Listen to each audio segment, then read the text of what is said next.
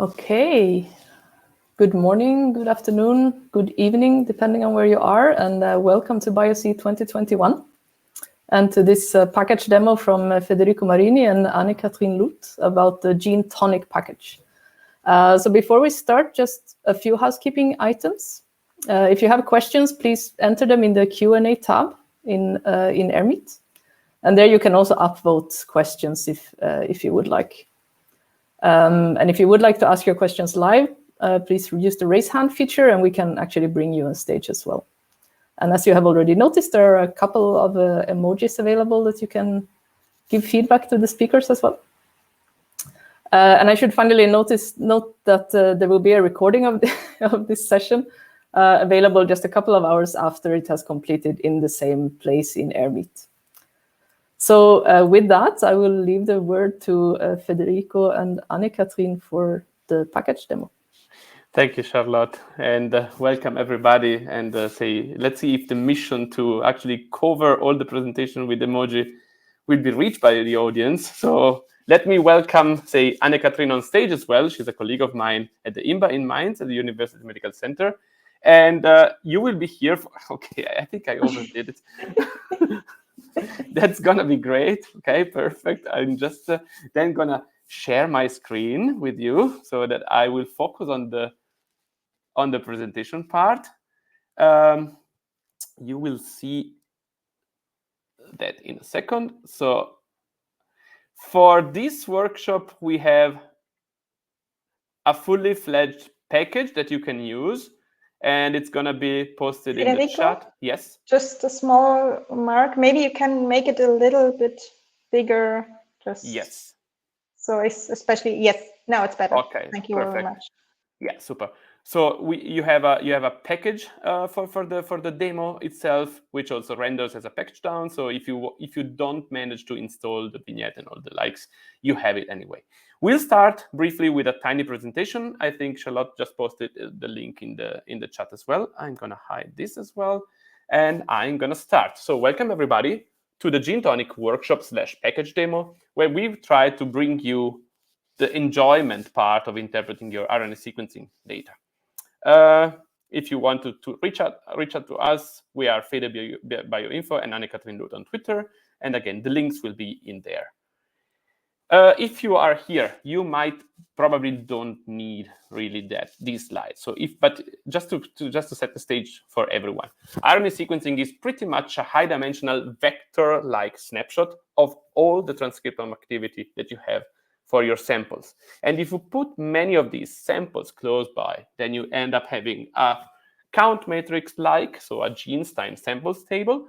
And that can be true for bulk and single-cell RNA sequencing data. And your objectives might be the ones to compare the abundance between the conditions so that you want to discover the differentially expressed genes. You need to find some particular gene markers. This can be particularly true for single-cell data.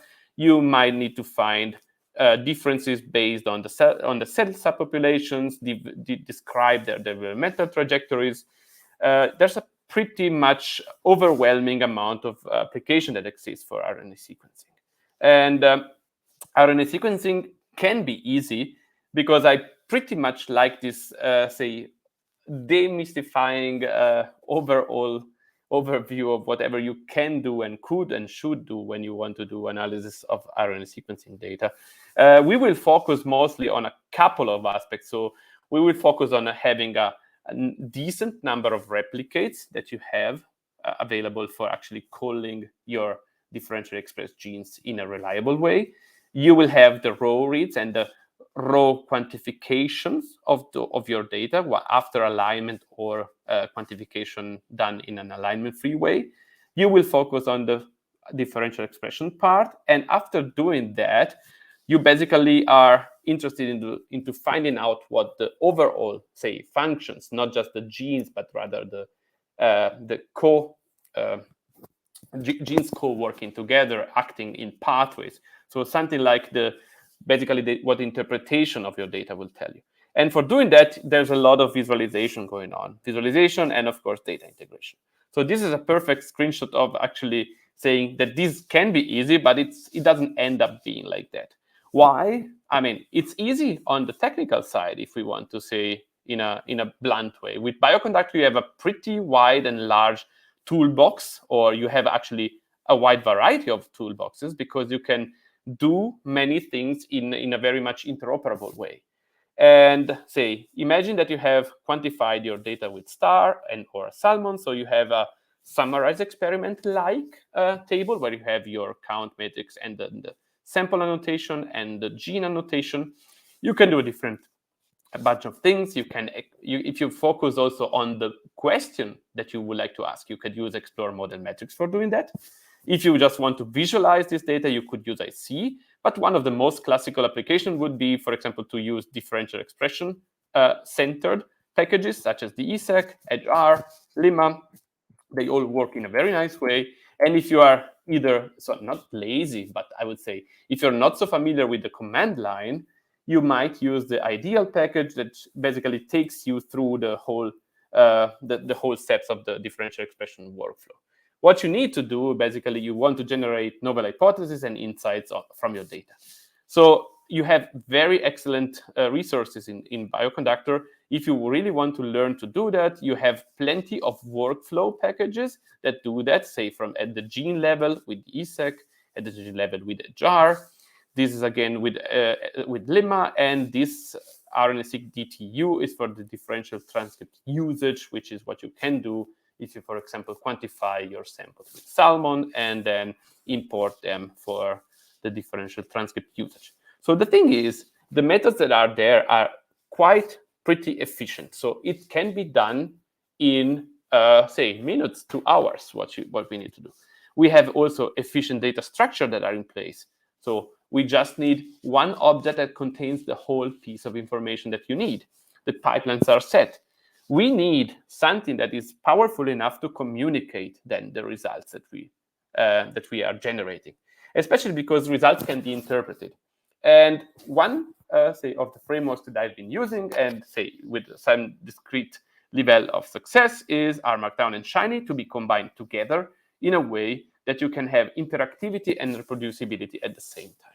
So basically, if, say, I like to put Marie Kondo as a kind of a guiding spirit for sparking joy in your analysis, the real bottleneck to me is that you basically are kind of stuck, and or you might have the most iterations at the level of data interpretation. So this is where basically there's no kind of shortcut to the shortage of bioinformaticians. So what I thought that you need to do is that you need to bring two words together to tango at best. So you need to bring results and interpretation together. You need to bring bioinformatician close enough to the experimental scientist. And you need to combine somehow reproducibility and interactivity. One way of bringing this closeness together and making it efficient is that if you are actually empowering the experimental scientist or the clinical scientist to do the things that bioinformaticians do, this is what actually saves you most of the time. Because I've been there, I've done that. So imagine you as a bioinformatician, and this is your colleague or, say, collaboration partners, and the way that results are shared end up being a pretty uninteresting and potentially confusing, error-prone set of tables. So efficient, probably, especially for the machine readability, but not really efficient when you need to speak about interpretation. And you might and should probably use different set of identifiers, because you want to keep them as stable as they are over time, but you also want to have readability. So basically, let's try to avoid table land, and the Gintonic package is pretty much one potential solution for doing that. We have a recently came out manuscript for that. So the Gentonic software package is basically a toolkit for trying to streamline all the parts about interpretation of the functional enrichment analysis. What I didn't say at the beginning, you can ask questions anytime, probably especially in the practical part is most useful. But if you want, you can interrupt me at any time, and Annekathrin will pick up the questions, and I will be able to answer them. So you need a couple of ingredients that are represented by these 4 elements over here. what does Gintonic do in a nutshell? So we have standardized objects for the data sets and the results, and no Excel tables shouldn't count. So all the commonly done steps that you have can be done with this kind of a standardized object and should be done with that.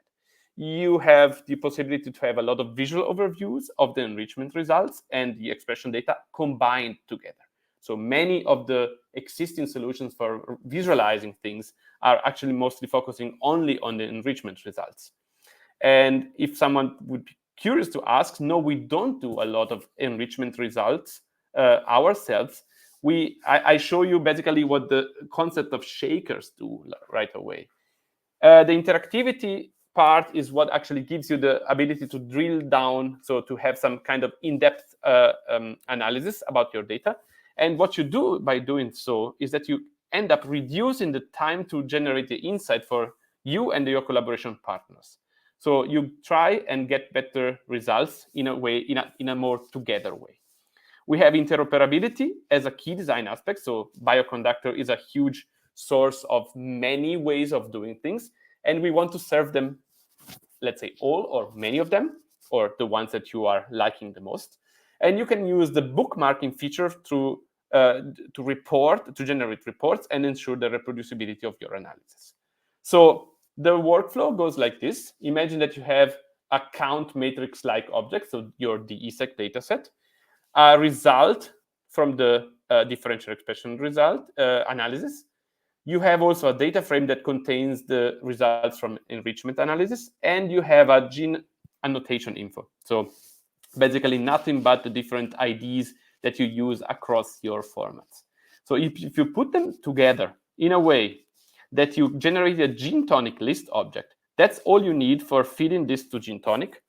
You can also use these for elements in a separate way. But this GTL is basically dispatching all this information that you need to the function. So once you have this object, and this is basically the way that it's intended to be shared with, for example, with collaboration partners, is that this GTL object is the only thing that they need, and then they just need to say Gintonic on that object. And what you get is a combination of interactive exploration, a lot of gene set visualizations, and integrated reporting into it. So the shakers that I just mentioned is basically behind the idea. So this is what the idea behind it means. You basically can feed, let's say, any-ish or any of these ones. So from David, cluster profiler, FGSEA, TopGO, G-profiler, enricher. So I think it's covering a quite nice, say, spectrum of tools that are used for doing this.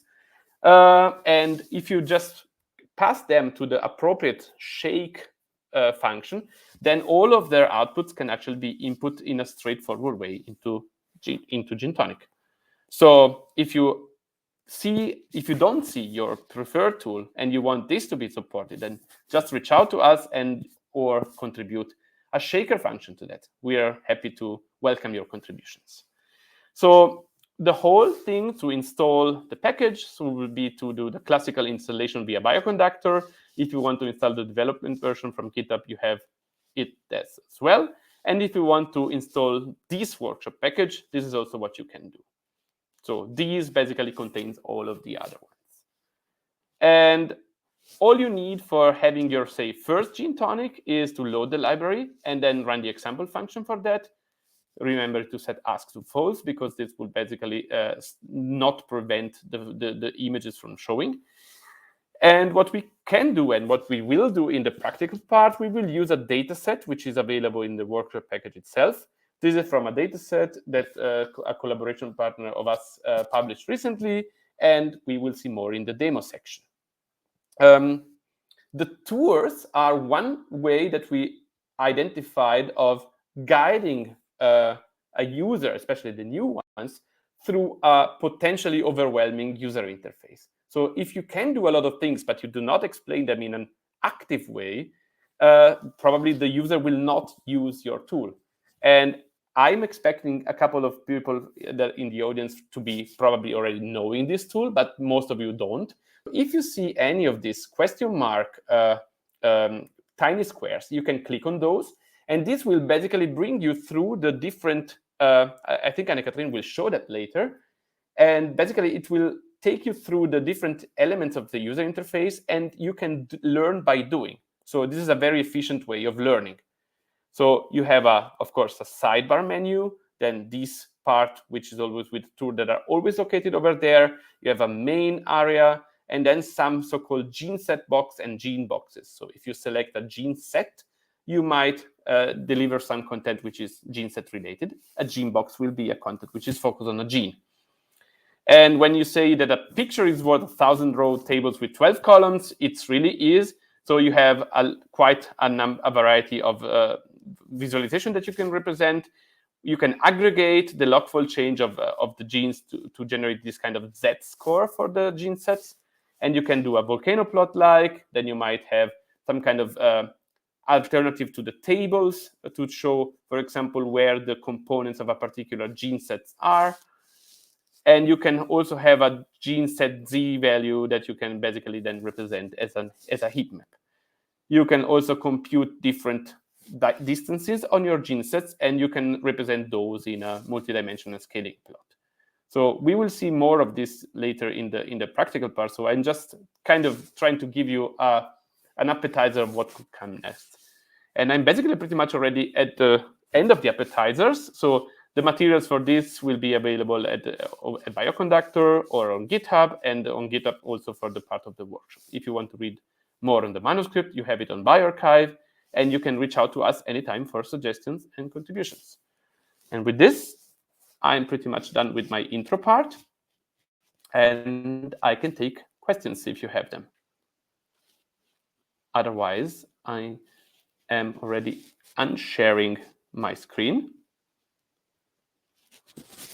And Annekathrin can already start the setup. Yeah, okay. So and also, I'll try to see whether questions come.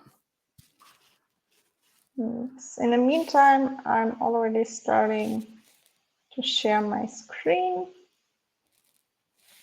So now you should see this nice vignette, right? Yep. Okay.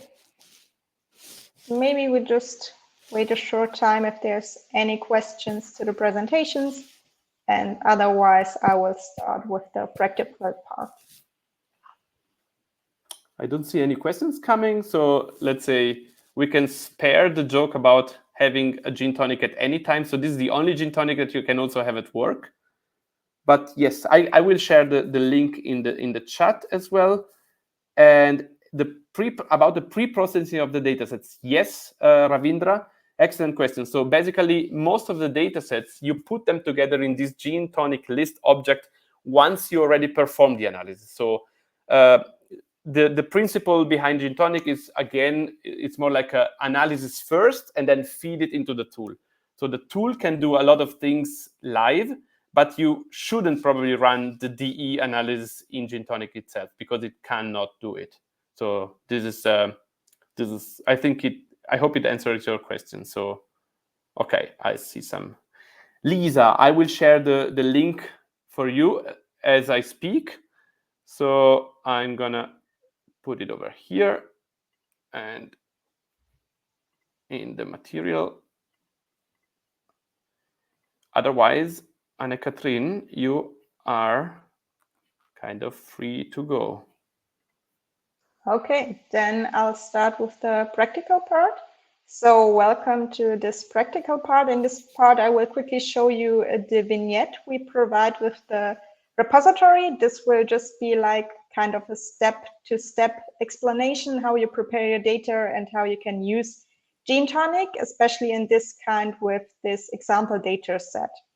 We start with the setup, as Federico already showed you how you install it, how you then load the library after you install the workshop. And here's just some small information about the data we are using. We're using this A20 deficient microclear data set, which is available with this accession code. Then we start by loading some packages. I think you're all familiar how you load a package in R. And we do some exploratory data analysis just to have a look at the data.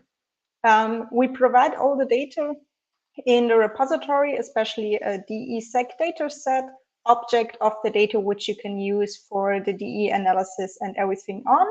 We have a look into that, do some little R-log transformation and a heat map. We see a similarity in these two samples, which are just the KO samples, and similarity in our control samples.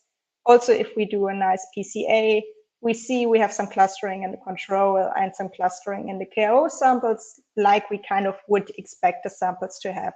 So we see our data is kind of nice and like we would expect, so we are good to go.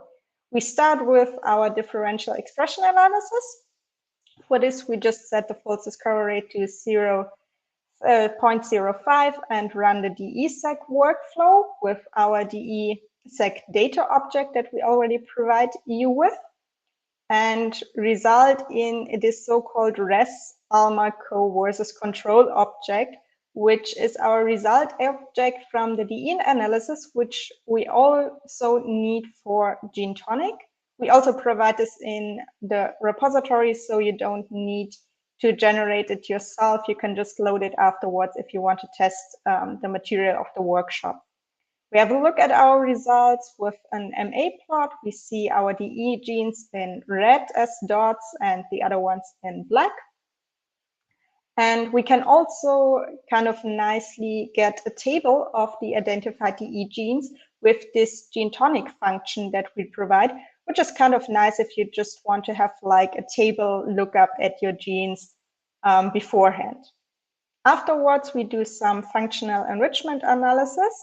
We use TopGo here, but as Federico already said, you can use a variety of different packages for this part, and we provide this shaker function so that you can modify your results so that you can feed them into Gintonic.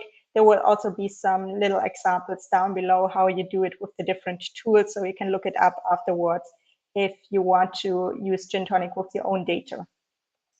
Here we provide the data for all the different ontologies, but in this example, we will use the biological process ontology. Of course, you can use the one you like to use for your data. And here we also use this shake top go table result function, one of the shaker functions to prepare our results for Gentonic, which then will be this res enrich object, which just saves the results of the enrichment analysis, which we also use as input for Gentonic. What we also do afterwards, which is just kind of like a little feature for our analysis later on, is that we calculate some aggregated scores, which will later be handy if we want to color points and further things in our little graphics in Gentonic. So you can do this to make the graphics a little bit more nicely and colored. And afterwards, we are already good to go. We have our enrichment results, we have our DE results, and we have our DE-sec data object, and can put it together to start Gentonic. And down here, you see how we'll do this. We have our DE-sec object, our DDS object, our results from the DE analysis called res-DE. We have the results from the enrichment analysis, the res-enrich, and we have this annotation object, which is basically just the data frame mapping IDs to gene names so that the data is a little bit more human readable. And you can aggregate the data like this to this Gentonic list, which is just a nice little object which captures all your input data. So you can, for example, share it with a colleague so that they can also explore their data with Gentonic. But as you see here, we have also saved this object in the repository, so you can start right away and don't need to concentrate on generating the data or anything else. And now let's start our instance of Gentonic. And we can do this by simply calling Gentonic and setting this GTL parameter, this Gentonic list parameter, to our GTL ALMA. And I would just quickly stop sharing the screen and going into a live version of Gentonic to show you how this all looks after you started it. In the meanwhile, while you set it up, Annekathrin, I'm trying to catch all questions that probably could be asked also live, but I didn't want to interrupt your flow. So you can do that. And if we have any other questions that are still left open, we are pretty much open to take any of those. But otherwise, keep them coming. I'm more than happy to do the catcher service here. Okay, so now you should see this instant of Gentonic running, right? Yep.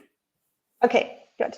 So once you start a Gentonic with your data, you will start at this welcome page where you see your different inputs. You see some summaries over your inputs, but you can also get a little bit more detailed information about the inputs if you click on this little plus signs, and then you see that, for example, here you get a look at the expression matrix. You can have a look at the DE results, and so on and so forth. And here on the left, you see the different panels Gentonic offers and where you can have a look at your data. And these panels have different names, which are in most cases really good capturing what these individual panels will do. And let's have a look at the gene set panel. So we just simply click on it. It loads a little bit because it's much data, but it should be done in a second.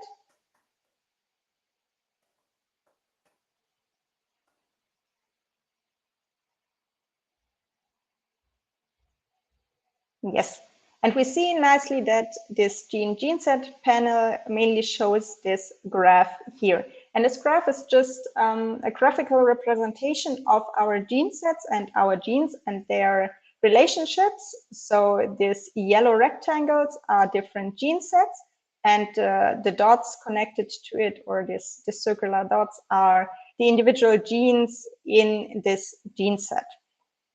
But of course, if you are new to Gentonic and haven't used it before, you might be a little bit overwhelmed by all the information that is contained in this little panel. So as Federico already told you, we provide these tours that explain you how you can use the individual panels. So let's have a look into this. To access the tour, you simply click on this question mark button, which you will find in here somewhere in the upper right corner on each panel. And if you click on it, it will start this nice interactive tour in this little window, starting with some introduction and some warm welcome. And you can click through the tour by using this next and back button. And if I click on it, it just tells you, okay, here you can move around. Then it shows you main content of the gene set graph and just explains to you how or what this panel is all about. And then just jumps through the individual parts of the panel. So now it's down here. So it now says you this is the main network and where it will be displayed, that the number of nodes displayed depends mainly on the number of genes and so on. We can click further. And now it says you have a little control bar, which you can click. And there you can change the number of gene sets. And you can close it again. Then it sometimes hops a little bit, so you might need to look out where the tour is going to be, but you will find it. It says you can interact with the network visualization by clicking on desired nodes or even zooming. It tells you can select something here, like a specific gene set or gene. And then it says that something else will display here if you select a gene set. And maybe we have a look at this now by just clicking on a gene set. So if you see this, if I'm zooming just with the wheel on my mouse, it will zoom into the graph and it will zoom out. You can also kind of like move the graph around if you want to. And as already said, you can click on individual gene sets. And it loads for a little while, but after a little while of loading, it has already shown it. Yes, now you will see here a little heat map about the set score expression values of the genes in this gene set. Here you also see the names of the genes, and here you see your different samples. And for example, here we see nicely that these genes have like different expression in our KO samples than in our control samples. And down here, we have a volcano plot of the genes in our gene set. So we see here those genes which have a p-value smaller than the FDR, which are significant, are marked in blue. All not significant genes are marked in gray. And we have here the Go ID of this gene set that we are currently looking at. You can click on this button and you will be, or you will get to a website with further information about this gene set. I'm not doing it right now, but if you look at your own data or afterwards in the data of this workshop, you can click on the buttons. You also have the term of the gene set, the p-value, some definition, some synonyms, and so on and so forth. We can do the same thing with a gene. So maybe now we use this gene. And then we will see that below this gene set box, where we get the information for individual gene sets, we have a gene box down here where we get the information about individual genes. So we have, for example, link a button to the NCBI gene database. We have a link to the gene cards database, to the GTEx portal. We have normally a p-value or a log fold change. Currently, this is not found. And as the tour I have told you, as you might picked up while I was clicking through it, it told you that you have some little control bar over here where you can change certain values. So if you click on this little control bar on the setting icon, this panel will move out and you can set here the false discovery rate, for example, for the DE genes, or for example, you could use the number of, change the number of gene sets which are displayed in this graph here. So for example, I just quickly change it to 100. It loads a little while because it's calculating the new graph and showing us the new graph. And if it's done, we should see a change in the graph to the one before. While we're at it, we can also set the color by, for example, by the condition that will also define somehow how the looks of some other plots would be also affected. Yes, for example, we can do this. Or if you want to export, for example, the volcano plot for your paper or anything else, you can set the color of the significant points in a volcano plot here to whatever color you like. And now we've seen that our graph has changed because we have a little more gene sets. It's a little bit cluttered. Maybe 100 was a little bit much. But with this number, you can just simply play around with your graph and see how it looks like. So, and one last feature I would like to show you in this demo is the bookmark feature Federico already told you about, which is for reporting and some reproducibility. As you see up here, you have this bookmark, this red bookmark button. And if you now, for example, choose a gene set, let's take this one, you can click on the bookmark button after you choose the gene set, and down here it will tell you that it added this gene set to the bookmarked gene sets. You can also do this with individual genes. For example, if we take this one, you can click on bookmark, and then it tells us that it added this gene to the bookmarked genes list. And now we change to and the wait, if you're panel. also lazy, or if you want to optimize your bookmarking, you can also use the left control key, which basically does the same. So you can do it. You cannot do it hands-free because you need to use your hand for doing that. But you don't have to kind of aim and then go back to the bookmark button and then back to the graph. So yes, that might also be handy. But now that we bookmark genes, we change to the bookmarks panel here. And then we see that we have one bookmarked gene, which is this one, the gene name. And we have one bookmarked gene set with this ID and this description. And now we have two different options. Either we can click on the Start the Happy Hour button, which will generate us a report which includes information about selected genes and the selected gene sets. Or we can click down here on the Export a Serialized Summarized Experiment button, which just does what it states. It exports the data, So for example, you can use it to further explore your data with IC. And this was my short little demo of Gentonic, which just grabs a bit of what Gentonic can do. You see we have 3 different panels here, which I didn't have the time to show you, but in the vignette it will be explained what you can find in the different tabs, or via the tours you can just have a look in these panels yourself. And I would say now we have around 10 minutes left for questions, or even if you want to see a different panel for showing you a different panel. Can I make a wish about the enrichment map panel? Yes. Because I think this is one of the panels that people would still probably like to see overviews about. And the 100 gene set is an excellent number. If you color this EMAP, this enrichment map, for example, by the Z-score, yes, you can see, for example, how there are somehow bunches, groups of down-regulated gene sets and some others of up-regulated gene sets.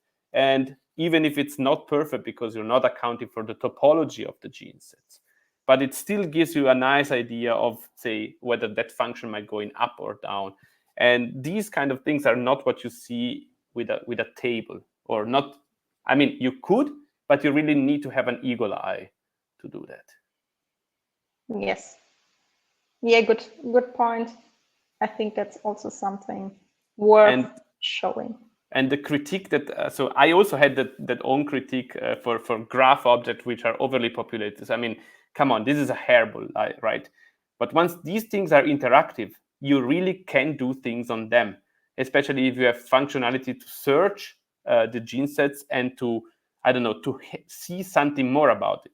So whenever your mouse hovers on that, you can see the nice the nice heat map for that. And this is how you get information out of it. Okay, enough of my own wishes. There are some questions from our audience. Yes. We have Valerio asking whether it's possible to set colors in the gene set heatmap annotation. We do, so I think Valerio probably is meaning if you click on a gene set, Annekathrin, yes. We have, there. So there is an automated coloring function that basically recognizes whether it's a categorical or numerical variable.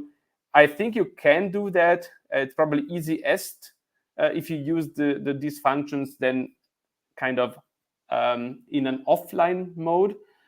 So whatever you can generate now, it can be also done pretty much with code. And if you save the report, you can see the code that generates that, and you can use that. So I think this probably might answer your question. There is a question from Adrian Gomez. Is it possible to share the Gentonic page with other users, for example, in an HTML file? Yes, it is. That's pretty much so. Somehow the focus on the gene sets and genes that you have, you can share that as a report. That's a fully fledged R Markdown report. The alternative would be you could set up a server-like instance where you basically say, if you have your own Chinese server and you want to share a link with someone, then it's something that you say, okay, if you go to this link, then you have a running instance of Gintonic running on this object. So this is probably one way that, for example, could do share the results with others. I can only recommend, I don't know if Charlotte, are you kicking away the questions once they're answered? Probably. Okay, yes, someone is marking. Yes, I can do that, yes. Perfect, thanks a lot. And for the ones that are, say, not asking, but you can upvote them so that we can see what most people are interested into. I'll try to pick all of them up. And can Gentonic support experiments with more than 2 groups and conditions? Yes, so this is a simple one where we just have 2 conditions, but it could somehow scale to others. Basically, this Gentonic list object right now supports 1 single enrichment result object in it. There are functions in Gentonic where you can indeed, say, compare the different conditions. And this is pretty much what you can do as of now. Since it's the third person that probably already asked it, either live or right now, it's so it almost reaching the critical mass to make us want to develop that feature. Can you extract the code generating the plot from Tama's shower? For example, if you want to modify yes. So the report is basically automatically generated. So there is a template that does that. You can have your own template that does this. It's not generating all the plots that you see. So this graph, for example, is not being saved as code, but we can probably suggest it with a short snippet of code on that, with something that we could and probably should do. I'm noting that down. We will also save all these questions, and if time runs out, we can pick them up later on Twitter if you are fine. So we will not post your name, so we will post the answers to the questions and the answer to that. We have that as well. So I see thumbs up. So we will be replying later. One thing that we didn't say is that you can also try to use this report in a batch way. So if you imagine doing this and being focused on the top 20 gene sets, you don't need to do it by hand and select them. You can also say, generate a report, this happy hour-like report, to stay in the pun of the name. You can generate that report, and this is basically automatically done. So you have then a report with 20 tiny plots, and then your collaboration partner can dig deeper into that. You want to pick the next shoe, Annekathrin? Yes, but I just quickly have to stop sharing the screen so I see the questions, because maybe just a note, maybe we take one more question or maybe two quick ones, and then we'll make sure to wrap up before 45 minutes. Okay, I'm going to ask it and you pick it. So it seems like the ResDE expects only DE-seq results. Will it be possible in the future to use the result from other packages like HR or Limma? And the answer is pretty much yes, you can. You should probably interconvert these formats. But say natively, we do support the DE-seq results because for the same reason that the summarized experiment is somehow more interoperable among others. And there's a new one, a short one from Krutik Patel. Is it possible to export the networks to networking software like Cytoscape? No, there is not, but yes, there should be, in brief. And the very quickest one, do you think Gintonic could scale to single-cell data, let's say up to thousands of cells? Good questions. Probably it wouldn't, at least not until the point where you have to generate all of these very large heat maps. It depends. I like to say it depends in this case, because the memory might be a limitation. But and again, so you can reach out to us anytime. So let's wrap it up so that Charlotte doesn't have to pick on me. Let's say, keep this question coming. You can reach out anytime to us also as a direct message here on AirMeet, but the best would probably be we can collect them and then we answer them in Twitter, and we can make sure that all of you pick up the content of others, because then it's pretty much optimized. It's an optimized way of interacting with you. So yes. Sounds great. Thanks a lot for the nice feedback and for the nice interactions. It's been a blast. Thank you very much, both Federico and Annekathrin. And maybe also, if people want to talk to you, you can also maybe sit at the table at some point in a networking break or something like that in the lounge. Yeah. So there are many possibilities to get in touch. And do join the Slack community. We are pretty much there, and we are so I'm overactive over there, I guess. But yes. Perfect. So thanks a lot again, and thanks a lot to everyone for joining and for being very active with the question. This is really great. So see you in the next session or later in the conference, and thanks a lot to everyone again. Bye. Thank you very much. Thank Bye. you.